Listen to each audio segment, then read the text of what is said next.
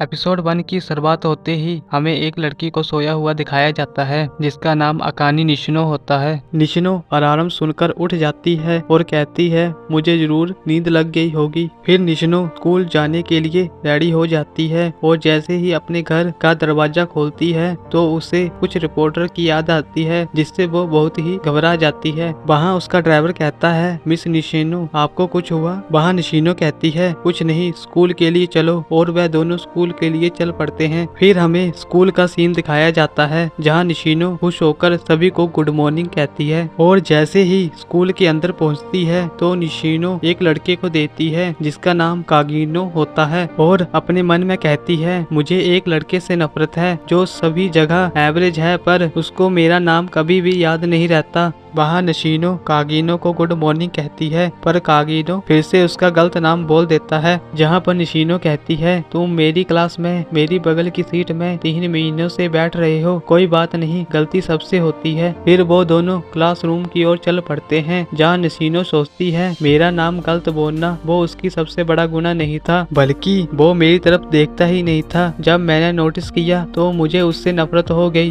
फिर सभी स्टूडेंट्स निशानों से कहते हैं कि तुम अपकमिंग मंडे नाइट ड्रामा में लीड रोल होना और तुमने अब तक कितने शो किए हैं। वहाँ निशानो कहती है प्लीज ऐसा मत बोलो, मुझे बेचैनी हो रही है। वो कहती है मैंने कागिनो से दूरी बनाने की पूरी कोशिश की थी, मैं तो उसे पूरी तरह से इग्नोर करना चाहती थी पर किसी वजह से मैंने वैसा ना करने की सोची। वहाँ पर कागिनो अपने हाथ की एक्सरसाइज कर रहा होता है। फिर हमें निशिनो को दिखाया जाता है जहाँ पर निशिनो सोचती है जब मैं मिडिल स्कूल में थी तो मुझे एक हादसे के कारण अपना एक्टिंग करियर रोकना पड़ा। उस हादसे के बाद से मैं एक मास्क के साथ जीवन जीने लगी। वहाँ कागिनो न्यूक्लियर बम के बारे में पढ़ रहा होता है जो जीवित प्राणियों की लास्ट सीमा होती है। फिर हमें क्लासरूम का सीन दिखाया जाता है जहाँ टीचर कहती है क्या स्कूल फेस्टिवल सर्वे आंसर की लिस्ट बनाने में कोई मदद करेगा? वहाँ निशानो कहती है टीचर मैं। वहाँ टीचर कहती है पर निशानो अभी तुम्हारी तो मेकअप लेसन है, जहाँ पर सभी स्टूडेंट हंसने लग जाते हैं। ये लड़का कहता है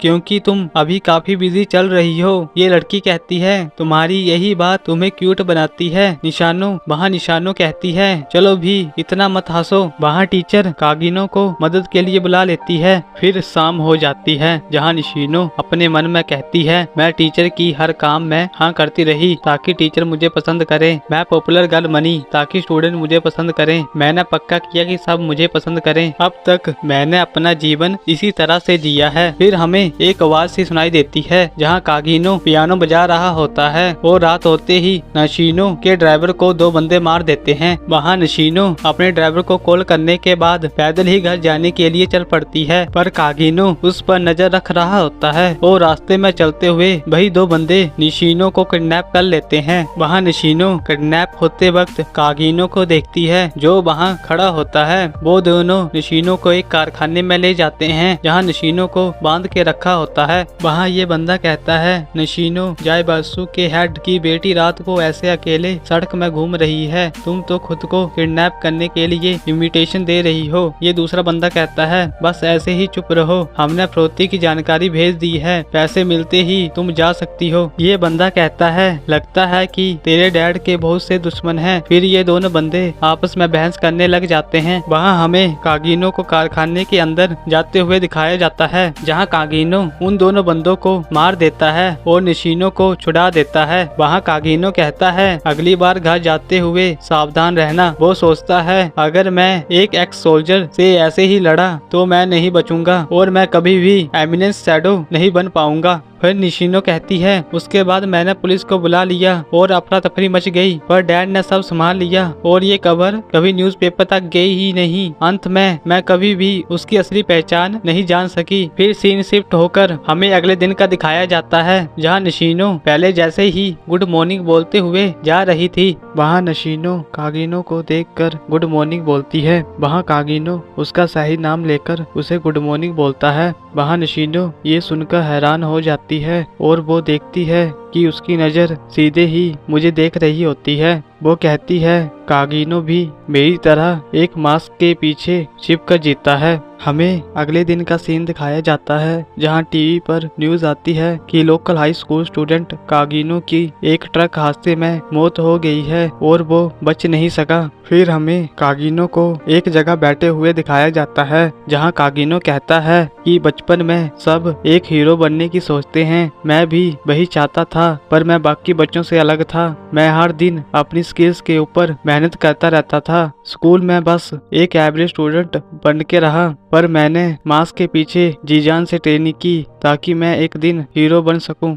पर मुझे सच्चाई का भी सामना करना था क्योंकि ये सब किसी काम नहीं आएगा। दुनिया में सभी आर्ट्स सीख सकता हूँ पर मैं कभी भी वैसी शक्तियाँ नहीं पा सकता जो हम कहानियों में सुनते हैं। मैं ज्यादा से ज्यादा गुंडों को मार दूं पर मैं न्यूक्लियर मिसाइल से कभी नहीं बच सकता। मैं जितना ज्यादा कोशिश कर लूं पर एक इंसान की सीमा यही है, मुझे इन सीमाओं को पार करना होगा। मैं जो बनना चाहता हूँ वो न्यूक्लियर विस्फोट में भी नहीं मरेगा। जिसके बाद कहानी में आ जाता है ट्विस्ट जहाँ पर कागिनो रीइंकार्नेट होकर दूसरे वर्ल्ड में आ जाता है। वहाँ उसके पीछे बहुत सारी लड़कियाँ होती हैं। ये लड़की कहती है हमने उन्हें सभी जगह से घेर लिया है, वो कहीं नहीं भाग सकते, ये आपके अनुमान जैसा है। वहाँ कागिनो कहता है बढ़िया, मुझे पता नहीं इसमें बढ़िया क्या है पर मैंने बस कह दिया। मुझे एक नई दुनिया में एक नई जिंदगी मिली है और मुझे और पावर चाहिए। मेरे पास इस पावर के रहते मैं बस एक ऊंचाई तक पहुंचना चाहता हूं।